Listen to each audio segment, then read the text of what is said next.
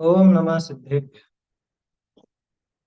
मंगलमय मंगल करण वीतराग विज्ञान नमो ताहि जाते भय अरहंतादि महा करि मंगल करि हो महाग्रंथ करण को काज जाते मिले समाज सब पावै निज पद राज। सो जिन भाव सदा सुखद अपनो करो प्रकाश जो बहुविधि भव दुख निको करि है सत्तानाश।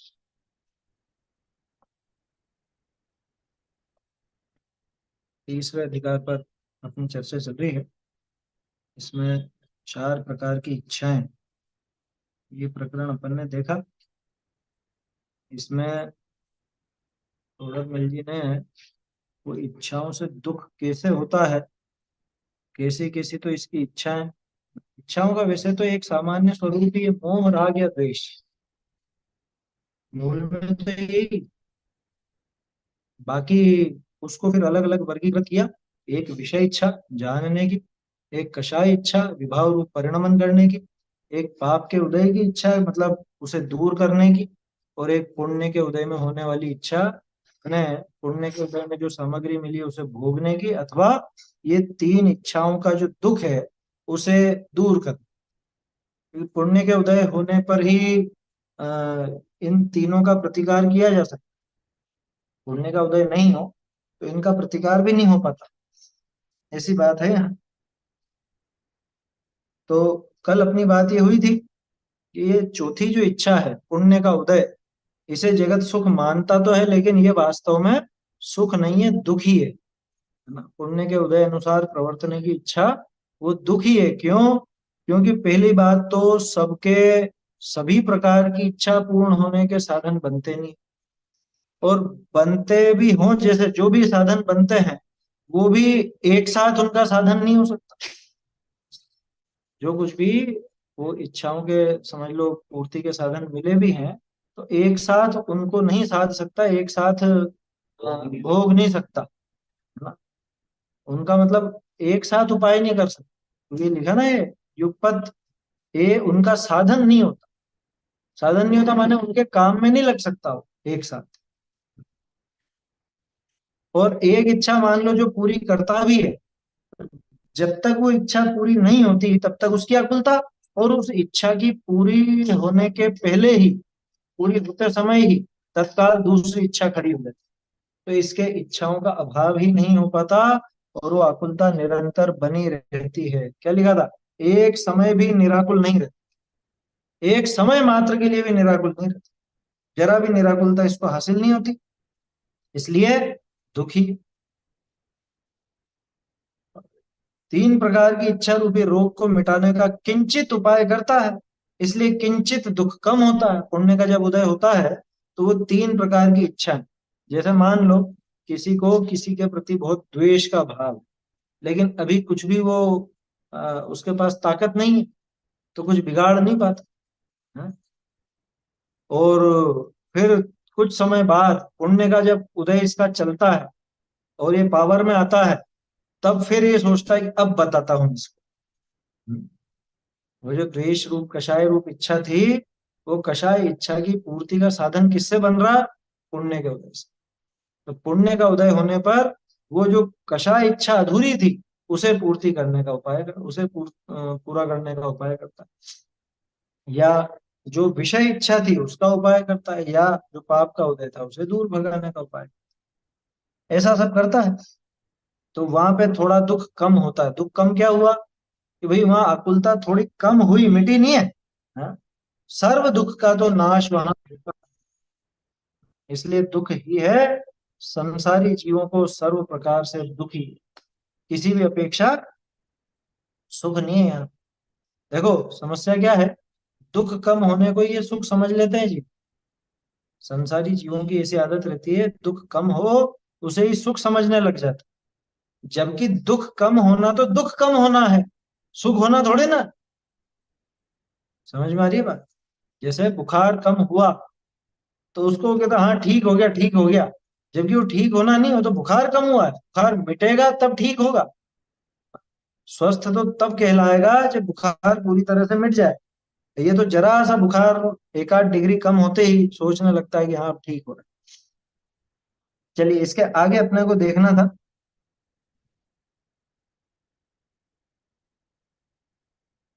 अम, बहुरी, यहाँ इतना जानना, तीन प्रकार इच्छा नहीं करी, सर्व जगत पीड़ित ही है। यहाँ ही लगाया, पीड़ित ही है, इसमें दिया है कि नहीं? दिया है ना, पुरानी में नहीं दिया। सारे जगत तीन प्रकार की इच्छाओं से तो पीड़ित ही है ना, पीड़ित होता ही है सारे ही जगत। एक भी जीव ऐसा नहीं मिलेगा जो उन तीन प्रकार की इच्छाओं के दुख से दुखी नहीं। कौन ऐसा है जो अपने पाप के उदय को दूर नहीं करना चाहता? प्रतिकूलता कौन नहीं भगाना चाहता संसारी? हाँ, ज्ञानी मुनिराज आदि, सम्यक दृष्टि आदि, इनकी बात छोड़ देना, उनमें भी। हाँ, यहाँ उनकी बात ही नहीं, यहाँ तो मिथ्या दृष्टियों की बात है मुख्य रूप से, जो संसार में डूबे हुए हैं। क्या कह रहे हैं? तीन प्रकार की इच्छाओं से तो सर्व जगत पीड़ित ही है, सारे जगत पीड़ित है। और क्या कहा? और चौथी इच्छा तो पुण्य का उदय आए होई, सो पुण्य का बंध धर्मानुराग ते हो, सो धर्मानुराग विषय जीव थोड़ा लगे। लो, पूरे उल्टा काम कर। ये जो 7 नंबर पेज पे अपन ने देखा था, हम्म, अरहंत आदि से प्रयोजन सिद्धि, उससे मिलती हुई सी बात है। कि यहाँ से सधेगा वो सारा काम, है ना। विधि ये है, यहाँ धर्म मार्ग में लग करके, धर्म का आश्रय लेकर के इसका वो काम सधता है। क्या कहा, देखो शुरू से देखते हैं इसमें। चौथी इच्छा तो किसके होगी? पुण्य का उदय आए हुई। पहले तो ये समझ लो, चौथी जो इच्छा बताई है वो पुण्य का उदय होने पर ही संभव है, क्योंकि पुण्य के उदय में उसे भोगने की इच्छा होती है, तो पुण्य का उदय भी तो चाहिए। अरे लड्डू खाने की इच्छा होगी, लड्डू सामने होगा तो ही तो मैं उसको मुंह में रखने का सोचूं। समझ में ही बात? लड्डू खाने की इच्छा हो वो एक विषय, इच्छा अलग, लेकिन सामने जो पड़ा हुआ है, यहाँ उसकी बात है, ध्यान रखना। अलग से जो इच्छा है वो विषय इच्छा है। जैसे बैठे बैठे कुछ खाने पीने की, कुछ भोग भोगने की इच्छा हो गई, वो तो विषय इच्छा है। लेकिन यहाँ पुण्य के उदय में वो लड्डू मिला, अब सामने थाली में रखा हुआ और उसके हाँ अब इसको मैं खाऊं, तो वो जो इच्छा है वो पुण्य के उदय को भोगने की इच्छा, वो चौथी इच्छा। तो चौथी इच्छा तो तभी होगी जब पुण्य का उदय होगा, ठीक है ना। लेकिन पुण्य का उदय कब आएगा? पुण्य बंधा होगा तब आएगा। और पुण्य कब बंधेगा? कि वो तो धर्मानुराग से होगा, धर्मानुराग से। साहब बहुत से लोगों के धर्मानुराग नहीं होता, फिर भी पुण्य तो बांध लेते हैं ना। कि वो सामान्य कथन है, वो मंद कषाय। देखो दो चीजें हैं पुण्य बंधन की, दो विधि। एक तो मंद कषाय परिणाम, दूसरा शुभ भाव। तो कहीं कहीं तो दोनों को एक भी कहा जाता है, ये समझने के लिए अपन ने दो किए। यहाँ जो धर्मानुराग कह रहे हैं उसको अपन कहेंगे शुभ भाव। अब धर्मानुराग सभी को तो नहीं होता, क्योंकि सबको सच्चा धर्म मिला भी नहीं है ना। सबको सच्चा धर्म मिला भी नहीं। वहां मंद कषाय से वो जीव थोड़ा बहुत पुण्य बांध लेते हैं, लेकिन वो हल्का है, वो विशेष नहीं है। क्या कहा? कि चौथी इच्छा तो पुण्य का उदय आए होई, सो पुण्य का बंध धर्मानुराग ते होई, सो धर्मानुराग विषय जीव थोड़ा लागे। ये असल में टोडरमल जी किस ट्रैक पर ले जा रहे हैं गाड़ी को? ये बताना चाह रहे हैं कि संसारी जीव के कैसे दुखी दुख रहता है, कैसे उसके पुण्य का उदय नहीं आता, कैसे वो ज्यादातर ये तीन प्रकार की इच्छाओं में ही उलझा रहता है। चौथी इच्छा तो किसी किसी जीव के कदाचित होती है, थोड़ी होती है। क्यों? कि पुण्य के उदय अनुसार होगी। पुण्य का उदय उसके होगा कि जो धर्मानुराग सहित होगा। लेकिन अधिकांश जीव तो धर्मानुराग में लगते नहीं, अधिकांश जीव तो धर्मानुराग विषय थोड़ा लागे, थोड़े लगते हैं। देखो अब ये जो लाइन लिखी ना है टोडर मल जी ने, धर्मानुराग विषय जीव थोड़ा लग। ऐसे लगते हैं कि सारे जीव कम लगते हैं या कम जीव लगते हैं। ये दो तीन तरह से अर्थ निकलेगा। सबसे पहले तो थोड़े ही जीव लगते हैं धर्मानुराग। एक अर्थ तो ये ले, जीव थोड़े लगते हैं, इसका क्या मतलब कि एक तो कम जीव लगते हैं धर्मानुराग, दूसरा जो लगते हैं वो भी थोड़े ही लगते हैं। समझ में आ रही है बात? भाई 24 घंटे में से कितने घंटे धर्म, धर्म का अनुराग कितने घंटे चल रहा है ये हैं? देख करते हैं। कितनी देर अपन वो धर्म का कार्य जो कहा जाता है, धार्मिक कार्य कहते हैं?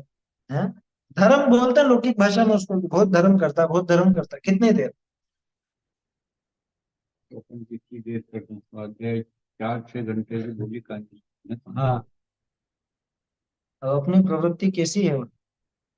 जीव धर्मानुराग में थोड़े लगते हैं? एक तो थोड़े ही जीव लगते हैं, और लगते हैं जो भी थोड़ा लगता है। 24 घंटे में से कितने घंटे रखते हैं। हाँ, और फिर उसके बाद एक और चीज, चाहते हैं कि दिन भर मेरे पुण्य का उदय रहे, अनुकूलता रहे, जीवन में सब अच्छा अच्छा रहे। कैसे मिलेगा? समझ में आ रही है बात? ये चाहता तो है चौथी इच्छा, है ना? चौथी इच्छा अच्छी लगती है, इसमें सुख मानता है, ऊपर आया था ना, इसे जगत सुख मानता है। ये चौथे प्रकार की जो इच्छा है इसको जगत सुख मानता है, और चाहता है ये बना रहे, पुण्य का उदय, लेकिन उसका उपाय जानता नहीं। ज्यादातर लोग क्या उपाय जानते, अरे पैसा रहेगा ना हाथ में, पैसा कमाएंगे तो ये सब अनुकूलता रहेगी। तो कमा ले, खूब कमा ले।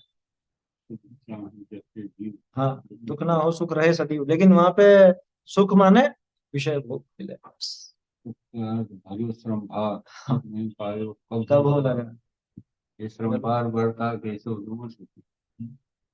बहुत मेहनत करता है ना, अरे कोई मेहनत भी करता है, कोई किसी को मिल भी जाता है, अरे किसी को मिल भी जाए ना, लेकिन अगर उसके पुण्य का ज्यादा नहीं हो, उदय नहीं, पुण्य ज्यादा नहीं हो पल्ले में, ज्यादा भोग भी नहीं पाता वो।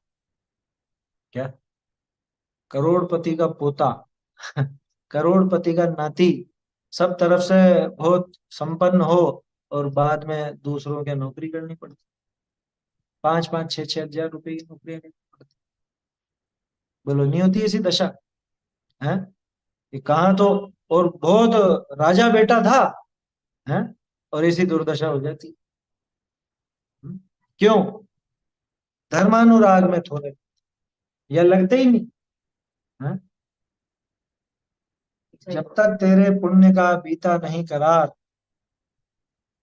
जब तक तेरे पुण्य का बीता नहीं करार है, तब तक तेरे माफ है अवगुण करो हजार।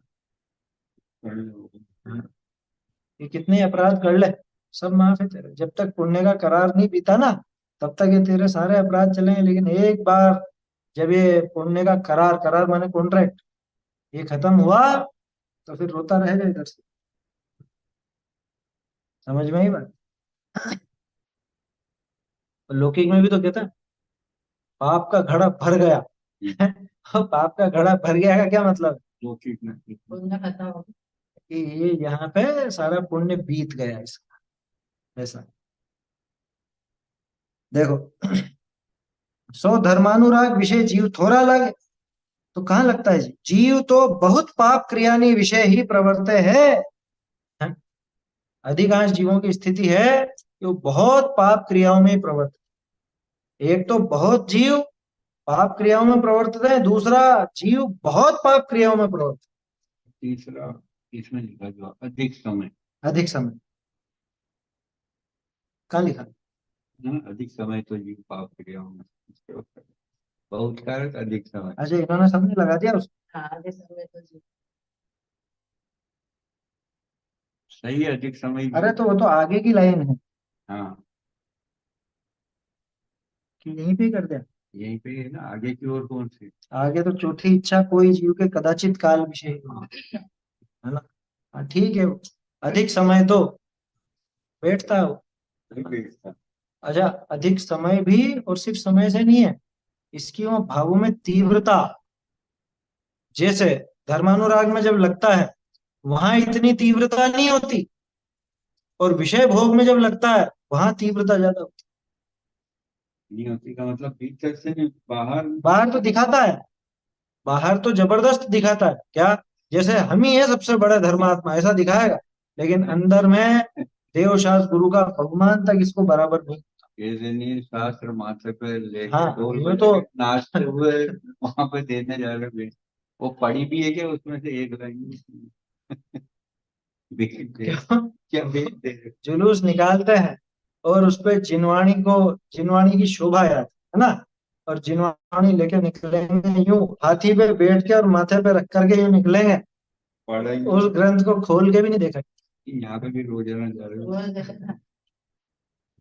क्यों, श्रुत पंचमी पे निकालेंगे जुलूस क्या, माथे पे जिनवाणी लेके नीचे चप्पल पहन के चल रहा है और वो कोई विनय नहीं है, चलो वो तो सब एक तरफ बात, उससे पूछो तो सही कि ये कौन सा शास्त्र है, किसने लिखा है, इसमें क्या बात है, कुछ मालूम नहीं। और ये हो गए धर्मात्मा क्या, ये धर्मात्मा हो, ये श्रुत पंचमी का जुलूस हो गया, 2-4 साल पहले ऐसे खूब वो चला था, जगह जगह लोगों को शोभा याद श्रुत पंचमी का जुलूस।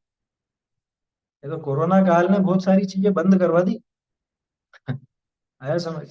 खैर, यहाँ तो बात यह है कि धर्मानुराग में कम लगता है, वो विषय भोगों में ज्यादा लगता है, माने ज्यादा समय भी देता है उसको, और वहां पे इसकी आसक्ति भी ज्यादा होती है। धर्मानुराग में गृद्धता वैसी नहीं है जैसे विषय भोगों में, वहां पकड़ ज्यादा है इसकी। बात समझ में आ रही है, क्योंकि समय वाली बात भी परफेक्ट नहीं लगेगी, समय भले ज्यादा दे यहाँ पर, लेकिन मन में इधर दूसरे ख्याल चलते रहे, हैं, तो वो बैठेगा ही नहीं। डर की बात है। इसीलिए उन्होंने धर्म क्रिया नहीं लिखा, उन्होंने धर्मानुराग लिखा क्या, धर्मानुराग कहाँ का है, वो तो वो अंदर का ही भाव है, धर्म के प्रति अनुराग, और यहाँ विषय भोगों के प्रति अनुराग।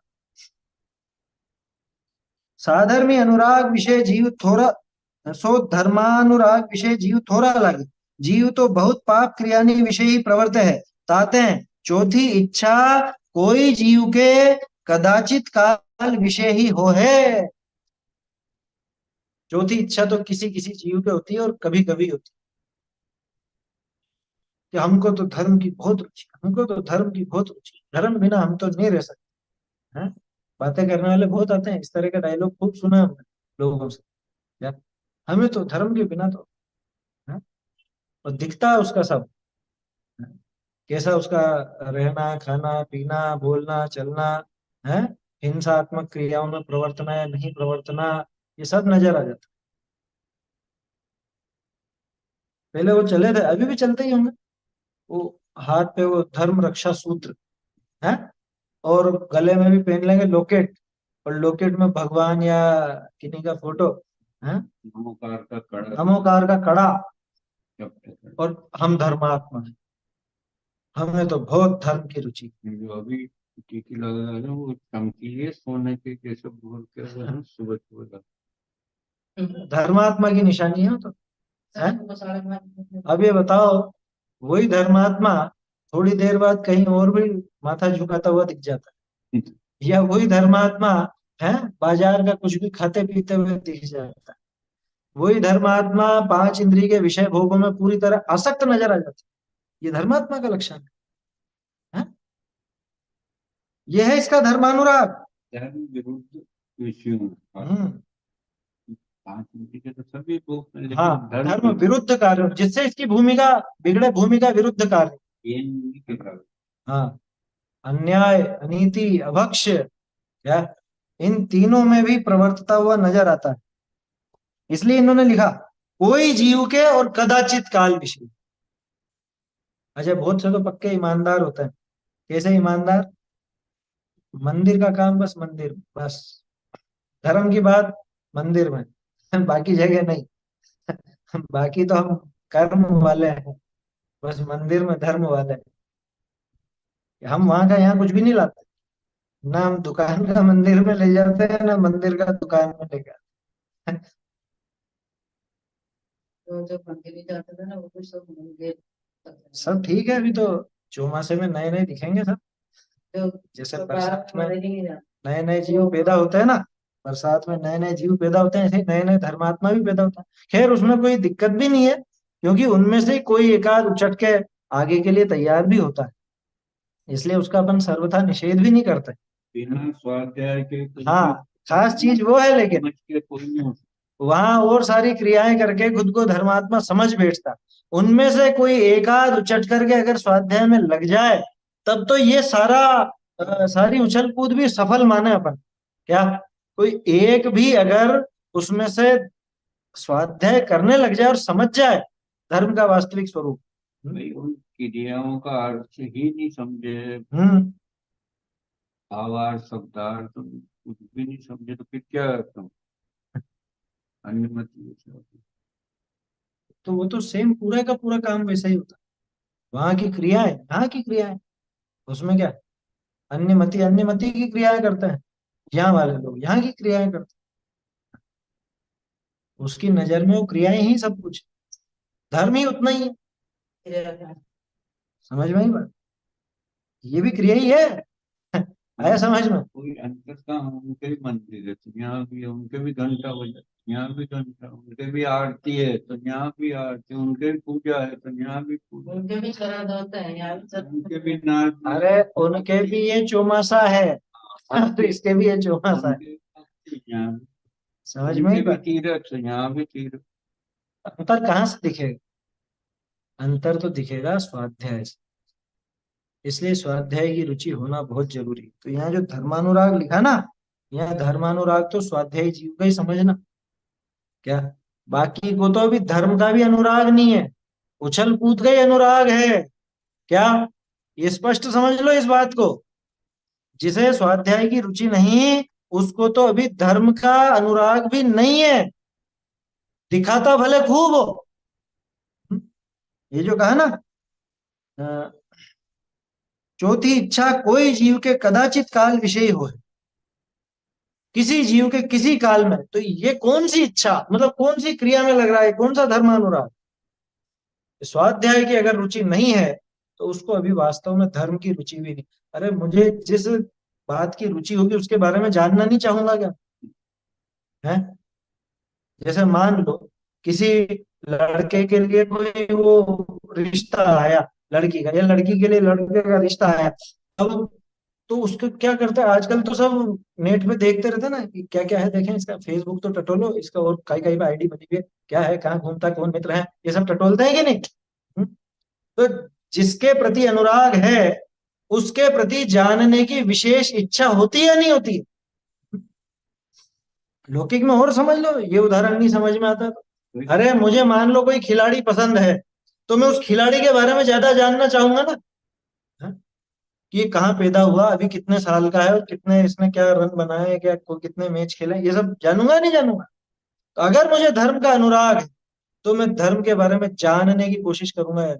और वो जानना तो एकमात्र स्वाध्याय से ही संभव है। और कोई विधि हो तो बता दो। हम्म?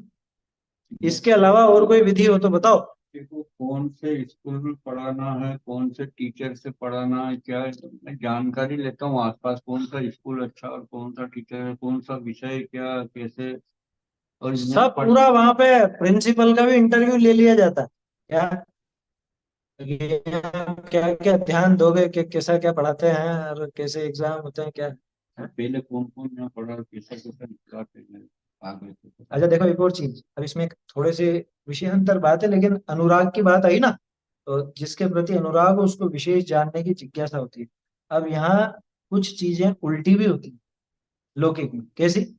जैसे स्कूल में डालना हो बड़ा स्कूल, तो बड़े स्कूल वाले तो जैसे जैसे नियम ला देंगे इस पर वो सब माने, जो अनुराग है उस बड़े। उसका अनुराग है क्योंकि। और यहाँ अगर अपन कहें कि भैया अपना धार्मिक संस्थान है, यहाँ पे आप भर्ती कराओ या करो, वहां जाके पूछेगा बच्चों को ये मिलेगा कि नहीं मिलेगा, कमरे कैसे हैं, और उनके कपड़े की क्या व्यवस्था है, कपड़े धोने तो नहीं पड़ेंगे इनको, है कितनी बजे उठाओगे, कितनी बजे सुलाओगे, कौन से स्कूल में भेजोगे। वहां इतनी वहां वो करता है, और वहां इतनी बहस करता है, और अपनी चलाना कि नहीं इतना तो होना चाहिए, ये तो देना ही चाहिए बच्चों को। क्या, और बच्चों को थोड़ी छूट भी देनी चाहिए, बाहर की बच्चों की आदत रहती है थोड़ी खाने की, टॉफी वगैरह तो कभी कभार तो है।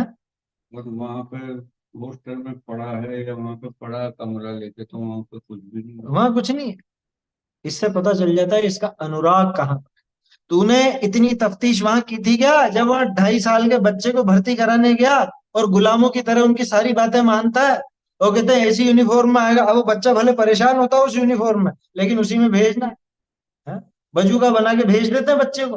बहुत से स्कूल होगी तो इसी यूनिफॉर्म भाई, है। टाई की क्या आवश्यकता है, हाँ, ये बताओ। बेल्ट की क्या आवश्यकता भारत है। जैसे गर्म देश में वो पैक करके और बिल्कुल ऊपर का भी बटन लगा और ये करो। टाई क्यों पहनते हो यहाँ पे, मुझे यही समझ में नहीं आ रही शायद। जहाँ बेल्ट, ठंडे देश थे वहां जरूरत थी कोई उसकी। कोई के भी तोंद नहीं है, बेल्ट क्यों बांध रहे हैं उनसे जबरदस्ती।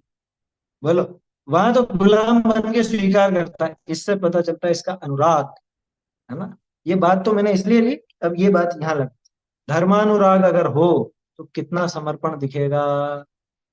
हम्म, कितना समर्पण दिखेगा। धर्मानुराग होगा तो निश्चय मानना कि ये स्वाध्याय आदि की रुचि इसको पनपेगी ही पनपेगी। अगर स्वाध्याय की रुचि नहीं है तो धर्मानुराग बिल्कुल भी नहीं, ये समझ लेना। क्योंकि जिसके प्रति अनुराग होता है उसके प्रति जिज्ञासा होती होती। अरे, 5 इंद्रिय के विषयों का शुद्ध परिचित अनुभूता कैसे। अरे, उनकी लालसा है तो मैं सुनूंगा भी सही, परिचय भी करूंगा, अनुभव भी करूंगा। धर्म का अनुराग होगा तो सुनेगा नहीं, परिचय नहीं करेगा, अनुभव नहीं करेगा। है। धर्म यानी सुख, क्या जो सौख्य में स्थापित करे ना हाँ, अपने को, जो धर्म चित्त में सुख है। उसमें तो उसका नाम धर्म। अब जो मुझे सुख चाहिए तो उसके प्रति अनुराग तो ऑटोमेटिक हो कि मुझे सुख दिलाएगा, तो मैं उसका पीछा छोड़ उसके दें। पीछे क्यों छोड़ रहे। ये डॉक्टर मुझे ठीक करेगा तो उसके डॉक्टर साहब मेरे नंबर पे रहे डॉक्टर, वहां पे जाके उसका हर चीज पढ़ूंगा मैं, इसने ये लिख के दिया मुझे, ये खाने का कहा, ये करा। हाँ ठीक है, समझ में आती है बात। मुझे ठीक होना यानी सुखी होना। भाई, जिसके प्रति रुचि होगी अपने आप उसको जानने की जिज्ञासा होगी ही होगी। और जानने का साधन ये जिनवाणी, ये शास्त्राभ्यास। इस काल इसलिए में और कोई बचा ही नहीं इसमें। हाँ, क्योंकि यहाँ पे देखो देव तो अपने को साक्षात उपलब्ध है नहीं। देव की प्रतिमा तो है, लेकिन अब वो दिव्य ध्वनि तो हो नहीं रही ना। और गुरु भी हर जगह हर समय सच्चे गुरु उपलब्ध नहीं। तो इस दुखम पंचम काल में ये जिनवाणी ही एकमात्र शरण है। कली में ग्रंथ बड़े उपकारी, ऐसा लिख के दयानंद राय जी, कली में ग्रंथ बड़े उपकारी। हैं? और उसी में एक लाइन लिखी हुई जबरदस्त। और जैनी जैन धर्म के निंदक, हुंडा और सर्पिणी जोरा। ये जैनी, जैनी कौन, और जैन धर्म का नाम ऊंचा करने की जो कहता है, या कहता हम धर्मात्मा है, वही वही धर्म का नाम मटिया मेट करता है। दिखावा खूब करेगा। अरे करना क्या है उसको, तो सीधा मार्ग यूं दिखता है। बस धोती पंचे पहनो और अच्छी पूजा वगैरह कर लो, सुबह धर्मात्मा की वो मिल गई, अपने को सर्टिफिकेट मिल गया। रात्रि भोजन छूटा नहीं, अभक्ष भक्षण छूटा नहीं, बाजार में खाना पीना छूटा नहीं, है, अन्याय नीति नहीं छूटी, है, व्यापार में गड़बड़ करता है, नौकरी में गड़बड़ करता है, स्वाध्याय की रुचि जरा भी नहीं, धर्म के विषय में कुछ बात कर लो तो कुछ मालूम नहीं, और कहता है कि हम बड़े धर्मात्मा। सारे ग्रंथ निकाल निकाल के फेंक दो नदियों में, हाँ, कर दे बाहर, पटक दो एक तरफ कर दो। हमने धर्म की रक्षा की है। लिखते हुए यहाँ पर रखना मना है शास्त्र से। ये धर्म के रक्षक हैं कि भक्षक हैं, विचार करना। एक बार बांटता तो सही, तो फेंकने के पहले क्या लिखा। क्या लिखा है। चौथी इच्छा कोई जीव के कदाचित काल विषय ही हो है। किसी काल में ही होती है चौथी इच्छा, किसी किसी जीव के। पहली बात तो सबके होती नहीं, और जिसके भी होती है उसके सदा काल नहीं। और जितनी देर भी रहती है वहां भी इसके तीव्रता नहीं होती। कैसी विडंबना है। और फिर चाहता तो क्या है, पूरे अनुकूलता हर समय हर जगह मिलती रहे। कैसे मिलेगी। अरे, ये भी मनुष्य पर्याय मिली है तब तक तो तेरे को सब कुछ हरियाली हरियाली नजर आ रही है ना। अब यहाँ से जब बीत जाएगी ना ये दशा, सारे पाप का उदय एक साथ आने वाला है। सब पाप एक साथ आएंगे, तब रोएगा, तब घबरा जाएगा, क्योंकि यहाँ तो सब भोग करके गया। और यहाँ पे भी क्या है, यहाँ पे भी सब भैया में एक साथ आते हैं सारे आते कर्म, हैं। एक साथ उदिन अरे हमारे तो ऐसा रोग लग गया, हमें तो ऐसा हो गया, तो सब तरफ से परेशान। सारे टुकने आ जाते हैं ना, और सारे के सारे टुकारा करने इकट्ठे आते हैं सारे लेने, जो दिए उन्होंने जितना भी कर्मों का बात। कर्जा लिया है वो तो सारा चुकाना ही पड़ेगा। चुकाना पड़ता है तो ऐसा, एंड में तो होते ही देख लो। इसलिए भैया संभल करके रहना ना, अपना भला बुरा अपने ही हाथ में है। अच्छा, ये बहुत बड़ी ताकत है क्या, कि अपना भला बुरा अपने ही हाथ में, कोई कोई दूसरा अपना बिगाड़ नहीं कर सकता। अब इसमें एक सावधानी की जरूरत भी, कि जितना बिगाड़ होगा वो मैं मेरा खुद का ही करूंगा, है ना, कोई और मेरा बिगाड़ बिगाड़ करने वाला नहीं है। अगर मेरे बिगाड़ का कोई करता है तो वो मैं स्वयं हूं। क्या कह रहे हैं बहुरी, इतना जानना। अभी आगे की बात इसमें, जो सामान इच्छावान जीवन की अपेक्षा तो चौथी इच्छा वाला के किछु तीन प्रकार इच्छा के घटने ते सुख कहिए। सामान्य इच्छा जो पीछे बताई ना तीनों प्रकार की, अथवा सामान्य रूप से किसी के चौथी भी हो, सामान्य इच्छावान जीवों की अपेक्षा तो चौथी इच्छा वाला के किछु तीन प्रकार इच्छा के घटने ते सुख कहिए। क्या मतलब, कि तीन प्रकार की जो इच्छा चल रही थी वहां आकुलता ज्यादा, और यहाँ पे थोड़ी आकुलता घटी है ना। क्यों, क्योंकि यहाँ पे पुण्य का उदय है ना, तो तीन प्रकार की इच्छा घट गई इस, बाकी की तीन घट गई, जिसके पुण्य का उदय नहीं है उसके तो तीन भी नहीं घटी। देखो, उन तीनों का घटना इस चौथी वाली के होने पर ही होता है। माने पुण्य का उदय हो तो ही वो तीन प्रकार की इच्छाएं भी घटती, घटे तो, जरूरी नहीं घटे इस, लेकिन उनकी कुछ कुछ पूर्ति होने लगती है पुण्य का उदय होने पर। जिस विषय को भोगना चाहता था, पुण्य का उदय होने पर वो विषय मिल जाता है। कषाय के, जिस कषाय के अनुरूप कार्य करना चाहता था, पुण्य का उदय होने पर उस रूप इसका बनाव बन जाता है ना। पाप का उदय जो चल रहा था उसे दूर करना चाहता था, वो भी पुण्य के उदय होने पर ही अपने आप स्वयं में वो दूर होता है। तो जब ये चौथी इच्छा है तो वहां किछु तीन प्रकार इच्छा के घटने थे। तो जिसके चौथी इच्छा दिख रही है उसके तीन प्रकार की इच्छा घटने से उसको सुखी कह दिया जाता है। ध्यान रखना, जीवों की अपेक्षा तो, सामान्य इच्छावान जीवों की अपेक्षा हाँ तो सामान्य कर्म। तीनों, वो जो पहले की तीन है। क्यों? तीन तो अब बाद में लिखे, तीन नहीं अरे, तीन प्रकार की इच्छा घटने से हाँ, जो तीन प्रकार की इच्छा घटने से, किसके, चौथे वाले के।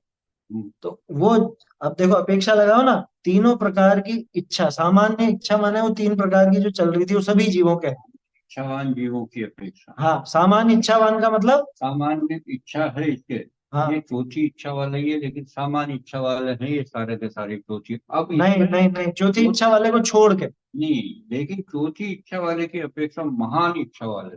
वो आगे की बात है। हाँ। अभी तो इस लाइन को देखो पहले, सामान्य इच्छावान जीवनी की अपेक्षा तो चौथी इच्छा वाला के, यानी चौथा वाला अलग और बाकी के तीन अलग।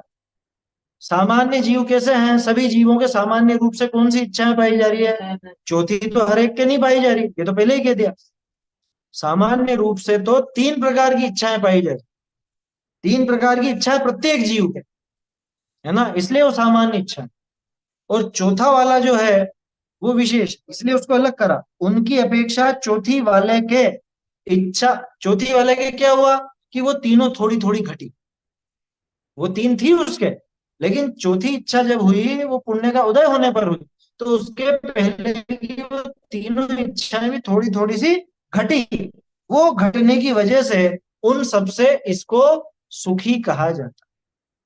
क्या, कि वो तो दुखी ही है, लेकिन इसके ये पुण्य के उदय में वो आकुलता थोड़ी सी कम हुई, वो तीन प्रकार की इच्छाएं उसके घट गई। ठीक है ना, ये तो एक तुलना हो गई। अब दूसरी तुलना, अब दो चौथी बात, दो जीव हैं, दोनों की चारों मतलब चौथी इच्छा दोनों के पाई जा रही, उनमें भी कौन ज्यादा सुखी कौन ज्यादा दुखी, वो देखो।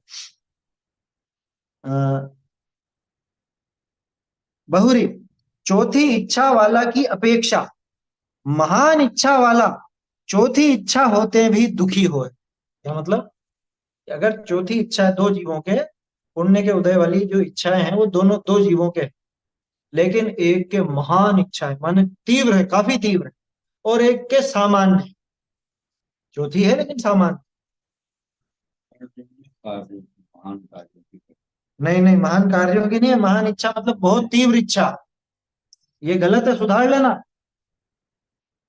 ये कार्यों की नहीं आएगा। महान कार्यों की इच्छा नहीं, महान कार्य किसको कहोगे? क्या परिभाषा महान कार्य है? महान कार्य किसको कहोगे?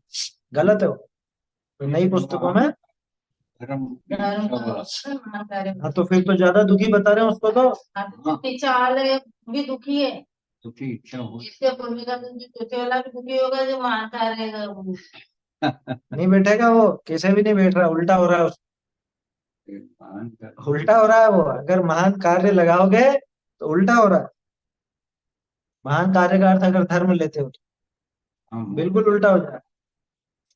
की इच्छा वाला, बहुत ही इच्छा होने पर तो पुण्य का उदय होने पर भी है ना। नहीं चाहता जैन धर्म के बिना तक। वो नहीं बात, वो सब मन से निकाल दिए। देखो क्या है, चौथी इच्छा वाला की अपेक्षा महान इच्छा वाला चौथी इच्छा होते भी दुखी हो है। चौथी इच्छा का क्या मतलब, पहले तो ये समझ। पुण्य का उदय है ना, और पुण्य के उदय में उसे भोगने की इच्छा है। दो जीवों को है, एक को सामान्य है। ठीक है, मिला है उसको भोगेंगे, है ना। जैसे हमें फिर महान शब्द क्यों दिया? महान इसलिए कि तीव्र। तीव्र लिखते हो, महान। टोडर मल जी लिखते हैं महान दुख के लिए लिखते हैं। महान दुख है, मोह की महिमा दिखाते हैं। फिर महान लिखते हैं, महादुष। महान, महान लिखा है ना। महान का अर्थ यह महान कार्य नहीं है। ये नई पुस्तकों में गड़बड़ है, इसको सुधार ले। कार्य नहीं है। कार्य नहीं आएगा, ये ब्रैकेट हटा ही दो, ये ये कोष्ठक जो है ये हटा दो। ये तो हटाते हैं, लेकिन महान इच्छा है मोक्ष की। नहीं, महान इच्छा का मतलब तीव्र इच्छा, इसलिए भाई अधिक इच्छा। कार से बच गए थे, इसलिए मोक्ष की महान इच्छा। पुराने में क्या है?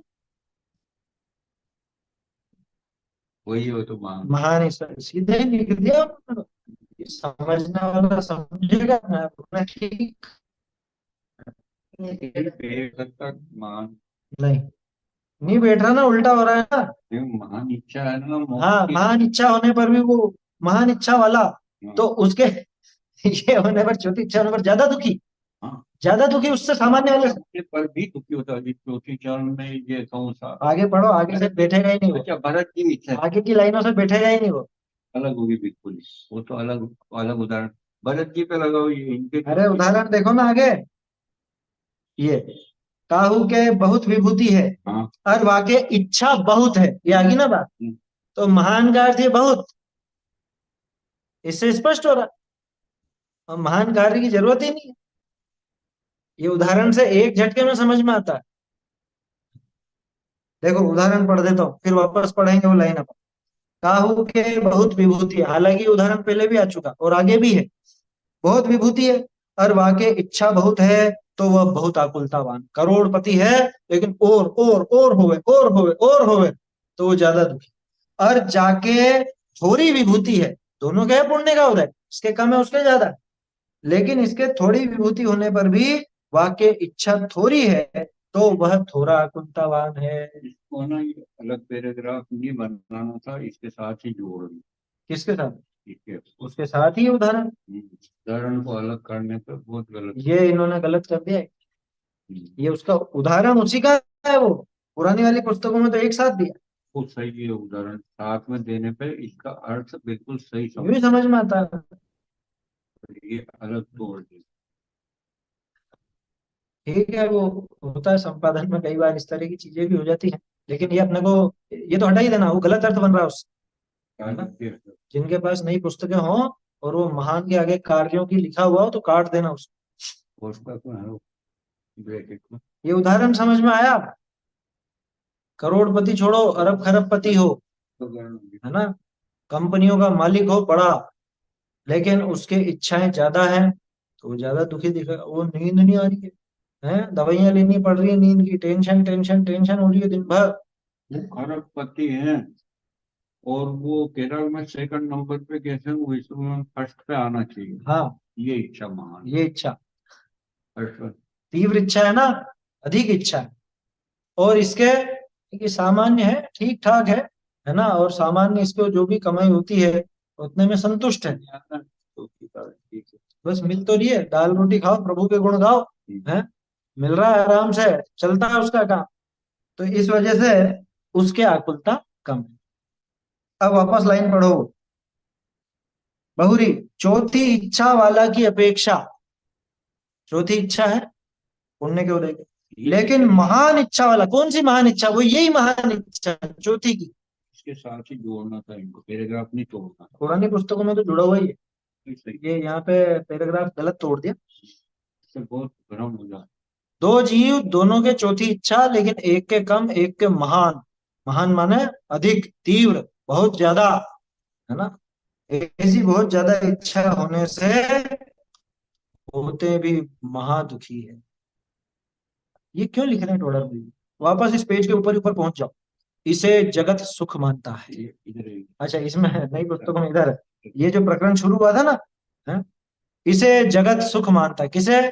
इस चौथी इच्छा, पुण्य के उदय को सुख मानता है। ये देख लो पुण्य, इसलिए टोडरमल जी बार बार समझा रहे हैं कि कहाँ है सुख। दुखी है। चौथी इच्छा होने पर भी, चौथी इच्छा वाले की अपेक्षा भी महान इच्छा वाला चौथी इच्छा होते भी दुखी ही हो है। सब अनुकूलता मिलने पर भी दुखी ही होता है। काहू के बहुत विभूति है, बहुत रुपया पैसा, सब अनुकूलता है, और वाकई इच्छा बहुत है तो वो बहुत आकुलतावान है। और जाके थोड़ी विभूति है, थोड़ा बहुत ही है, कोई ज्यादा नहीं है। और वाकई इच्छा थोड़ी है कि ठीक है अपन तो संतुष्ट है ना, क्या करना ज्यादा कर, तो वह थोड़ा आकुलतावान है। अरे, एक छोटा सा उदाहरण, अलमारी भरी पड़ी है कपड़ों से, यार, सौ जोड़ साड़ियां या सौ जोड़ कुर्ते पजामे होते हैं लोगों के पास, उसमें क्या है। तब वो उसको ये टेंशन रहती है, ये पहनूं या ये पहनूं या ये पहनूं, ये तो वहां भी पहना था और ये वहां भी पहना था, है, और अभी ये पहनना कि वो पहनना। एक कौन सा है? हाँ, ड्रेस कोड के हिसाब से। ये भी चल गया। बोलो, अब वो जो एक मैंने पहले भी उदाहरण दिया ना, उसको आप आगे होकर के देना चाहो तो नहीं लेके है मेरे पास, दो जोड़ है, एक धोता हूँ एक पहन लेता हूँ। वो इतना संतुष्ट, इतना संतुष्ट, उसको टेंशन ही नहीं, क्या ये यही पहननी है, उसमें क्या है उसी में राजी। समझ में ही बात। ऐसे जिंदगी बांधते थे। अरे वो जबरदस्त पुण्य बांध लेते हैं, समझ में ही बात। अब बकरी मारे थे, बंधन मारे। क्या आधे घंटे? हाँ। हाँ, आधा घंटा तो ड्रेस छांटने में लग जाए, कौन सी पहननी है आज, है? अभी मान लो, है, मैं रोज ही एक दिन लाल, एक दिन गुलाबी, एक दिन पीला, एक दिन कुछ अलग अलग ऐसे रंग का कुर्ता पहनने का शौक लग जाए, तो फिर कितना दुखी हो जाऊंगा। कि छुट्टी एक ही, एक जैसे ही पहनना है, सफेद बस। हमारे बाबूजी मतलब दादाजी, उनकी एक ही तरह की ड्रेस थी, क्या, वो कमीज पहनते थे, कमीज समझते ना, शर्ट, और वो पुरानी कॉलर वाली, और ऐसा कुर्ता ही रहता था, लंबा कुर्ता, और इधर आस्तीन भी वो वैसी, और पजामा, ढीला पजामा, नया भी सिलाना तो वही, चार जोड़ भी होंगे तो वही, और एक ही तरह का कपड़ा, दूसरा कपड़ा भी नहीं। समझ में आ रही है बात? ये तो झंझट ही नहीं, विकल्प ही खत्म, ना कोई रंग दूसरा, ना कोई डिजाइन दूसरा। समझ में ही बात। सिंपल लिविंग, हाई थिंकिंग होनी चाहिए। लोगों को दिखाने की आदत ज्यादा, कि एक दिन ये, एक दिन ये, एक दिन ये, पगला गया है, बिल्कुल पगला गया। ये आकुलता, ये तीव्र आकुलता। समझ में आई बात?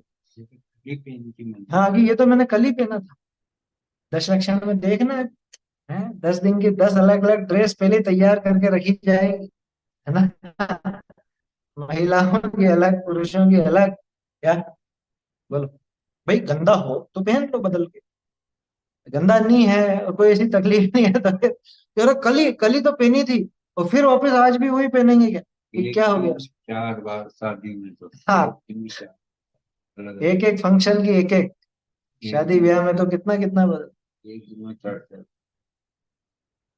देखो भैया, ये विकल्प घटाओगे तो थोड़ा इधर धर्मानुराग बढ़ेगा। आया समझ?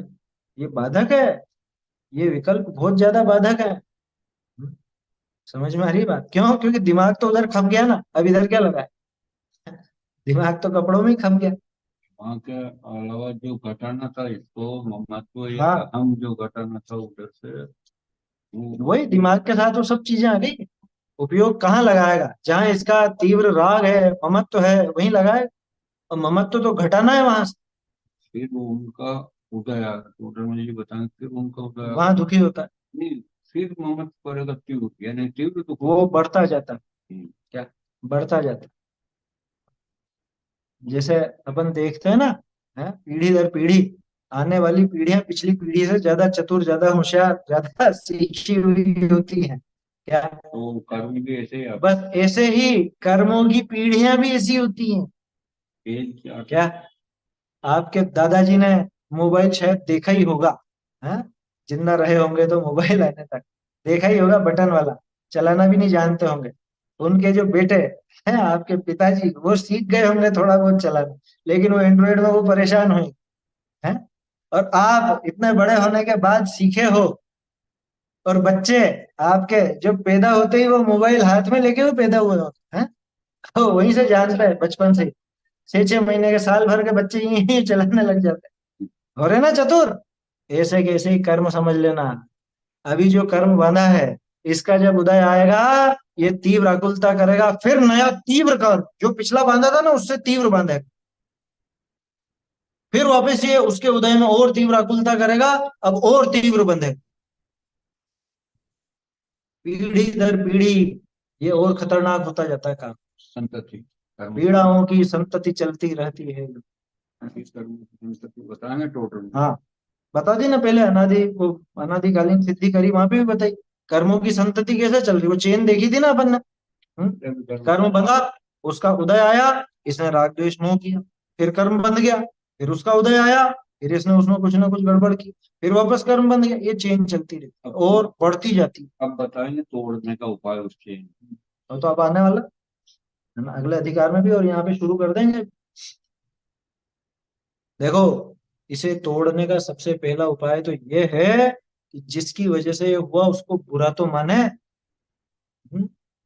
अपने उन रागादि भावों को, अपनी उस आसक्ति को, अपने उस विषय आदि के परिणाम को, उनको बुरा तो समझे।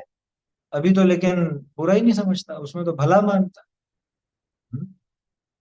उनको तो शुभ कहता है, मंगल कहता है। क्या है? आया समझ? देखो, क्या कहा?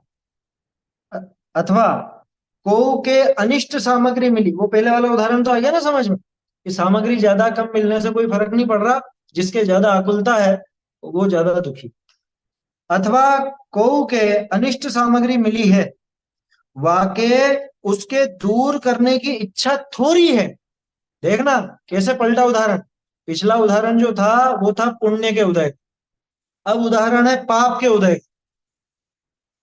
अनिष्ट सामग्री मिली पाप के उदय में, अब उसको दूर करने की इच्छा थोड़ी है, तो वह थोड़ा अकुंठवान है। बहुरी काहू के इष्ट सामग्री मिली है, परंतु ताके उनके भोग होने की वह अन्य सामग्री की इच्छा बहुत है, तो वह जीव घना अकुलतावान है। यहाँ दो जीव, दोनों अलग अलग परिस्थिति वाले।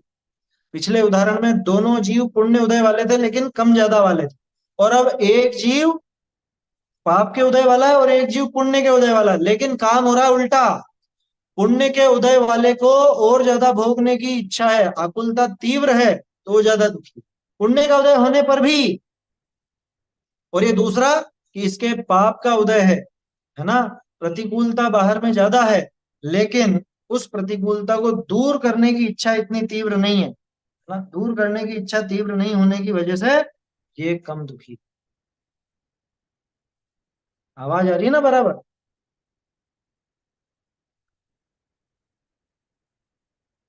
चलिए, सुनिए ध्यान से। तो यहाँ उदाहरण ऐसा समझना जैसे किसी का सिर दुखता है या बुखार हो गया। अब लेकिन ठीक है, वो है जो है, ज्यादा उसमें आकुल व्याकुल नहीं होता, है ना, वहां ज्यादा परेशान नहीं हो रहा है वो, तो वो कम दुखी। दूसरी तरफ सब अनुकूलता है, लेकिन मुझे तो ये भी चाहिए और मुझे तो वो भी चाहिए, ये भी भोगूं, अथवा सब चीजें मिलने के बाद भी उसको भोगने की आसक्ति तीव्रता ज्यादा है, तो वो वहां रहता हुआ भी दुखी।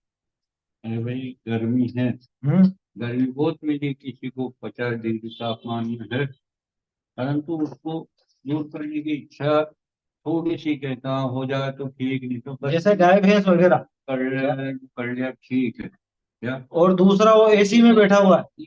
उसको पंखा है, कूलर मिल गया, या पंखा मिला तो वो कूलर चाहता, या या एसी चाहता। हाँ, अन्य सामग्री उसको भोगने की तथा अन्य सामग्री की इच्छा हो तो अन्य सामग्री चाहिए देखो, वो चीज। उनके भोगने की व अन्य सामग्री की, और मैं तो बैठा बैठा बोर हो रहा हूँ यहाँ, क्या। या मुझे ठंडा भी पीना है, हाँ, पीने का भी चाहिए, अभी एसी में तो बिठा दे, पीने को भी ठंडा से बहुत आग बरस। समझ में आ रही है बात। तो दो उदाहरण हो गए, एक में तो पुण्य का ही उदय था, लेकिन वहां पे आसक्ति कम थी, आकुलता कम थी, तो वो कम दुखी था, ज्यादा थी तो ज्यादा था।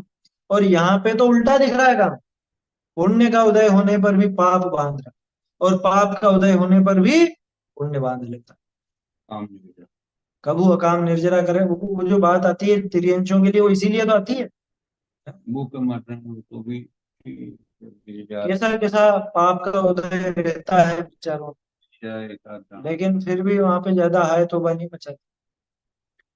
जानवरों के घाव हो जाता है ना, तो दिन भर रोते नहीं रहते, और यहाँ इसके थोड़ा सा कुछ लग जाए कर जाए, तो इसमें दिन भर ही वही, अरे बहुत दुख रहा है, अरे ये हो रहा है, अरे वो हो रहा है। जो आए जिसको ये बता, देखो मेरे क्या हो गया, देखो मेरे क्या हो गया, है। वो गाय का पैर भी टूटा, वो मान खुरसाड़ हो जाती है, वो पैर काटने की नौबत आ जाए मान लो, वो क्या रोती रहती है दिन भर। हम्म? कुत्ते के घाव हो जाते, खाज हो जाती, पूरा शरीर में पीड़ा ही पीड़ा रहती, बैठा रहता है। नालियों में छुप करके बैठा रहता, ठंडक रहती है ना वहाँ, वहां बैठा रहता। समझ में आ रही है बात। वो क्या रोता है, ये अकाम निर्जर, क्या। पाप का उदय है, लेकिन वहां पे उसे दूर करने की तीव्र आकुलता नहीं है। और इसके पुण्य का उदय है, लेकिन दूर करने का तो खैर क्या, लेकिन यहाँ तो और आए, और दूसरा विषय चाहिए। हाँ, बढ़ते रहे तो या ये भी बढ़ के मिलना चाहिए। कम रफ्तार में चल रहा पंखा, जैसे हाँ, वोल्टेज आ रहे हैं, और एक बिना बिजली के घर में बैठा हो। उसकी तरफ तो, मतलब कहने का आशय यह है कि बाहरी सामग्री से सुख दुख का कुछ भी लेना देना नहीं है। टोडरमल जी ये सिद्ध कर रहे हैं यहाँ। ये आखिरी लाइन जो है ना इस पैराग्राफ की, ये देखो यहाँ पे क्या कहा, इस प्रकार से ताकि उनके भोग होने की व अन्य सामग्री की इच्छा बहुत है, तो वह जीव घना आकुलतावान है। ताते सुखी दुखी होना, इच्छा के अनुसार जानना, बाह्य कारण के अधीन ना। बोलो, सुख दुख किसके अधीन। हाँ, बोल्ड में देना चाहिए, पुरानी में भी बोल्ड में। सुखी दुखी होना, इच्छा के अनुसार जानना, बाह्य कारण के अधीन नहीं है। कोई सोचे कि बाहर में खूब पुण्य का उदय हो तो हम सुखी हो जाएंगे, या बाहर में पाप का उदय है ना इसलिए हम दुखी हैं, झूठ है ये बात। तू दुखी है तेरे ममत्व परिणाम से, तू दुखी है तेरी आकुलता की वजह से, तेरी मिथ्या मान्यता की वजह से। तेरे दुख का कारण बाहरी प्रतिकूलता नहीं है। मुनिराज तो ये बात जानते हैं खूब आराम से, इस वजह से वो उपसर्गों से परिचयों से घबराते नहीं, और ये जरा जरा से उछल पड़ता। अरे अनुकूलता में ही उछलता रहता, प्रतिकूलता में तो उछलेगा ही उछलेगा। क्या? देखो, कल मैंने आपसे कहा था 308 पेज नोट करके रखना, ये जो पैराग्राफ है ना, और ये आखिरी लाइन खास तौर पे, सुखी दुखी होना इच्छा के अनुसार जानना बाह्य कारण के अधीन नहीं है। निकालो 308 पेज, नोट कर लेते हैं फिर समाप्त करें।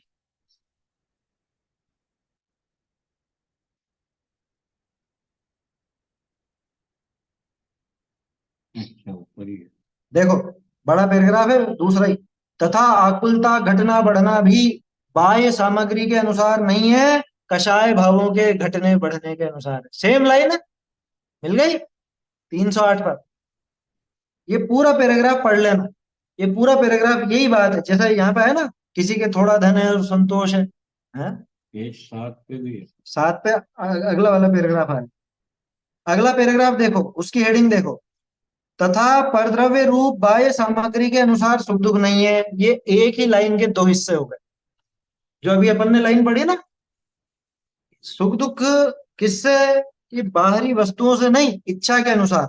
इसमें दो हिस्से हो गए, एक तो ये इच्छा के अनुसार सुख दुख है, दूसरा बाहरी वस्तुओं के अनुसार नहीं है। तो ये जो अभी अपन ने 308 पे दो पैराग्राफ देखे हैं, इसमें ऊपर वाला पैराग्राफ तो ये सिद्ध करता है बाहरी सामग्री के अनुसार नहीं है, सुख दुख अपने कषाय भावों के घटने बढ़ने के अनुसार, कषाय भावों के अनुसार। और नीचे वाला पैराग्राफ सिद्ध करता है बाहरी सामग्री का कोई रोल उसमें नहीं। और 7 नंबर पेज पर भी ये दिया हुआ है।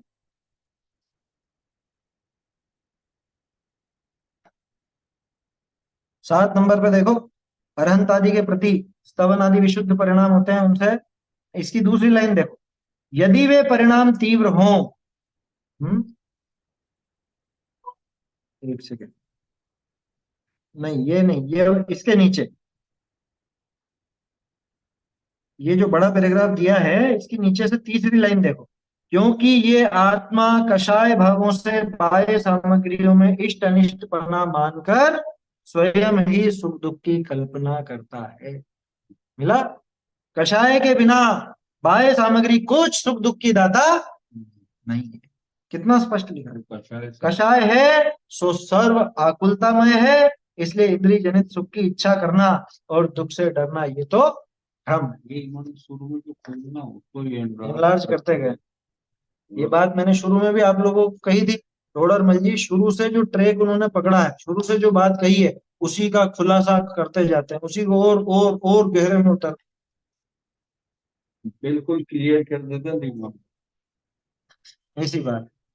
चलिए आगे का विषय फिर अपन कल देखेंगे, तो समय हो गया। चैतन्य का स्मरण प्रतिक्षण ही करो रे, भव के अनंत दुख को क्षण में हरो रे, अक्षय अनंत निज सौख्य निधान पाओ, गाओ अरे नित्य इसी के गीत गाओ, निज निधि निज में बताई यह अनंत उपकार है, इसके लिए जिन वाणी माँ को वंदना शत बार, वंदना।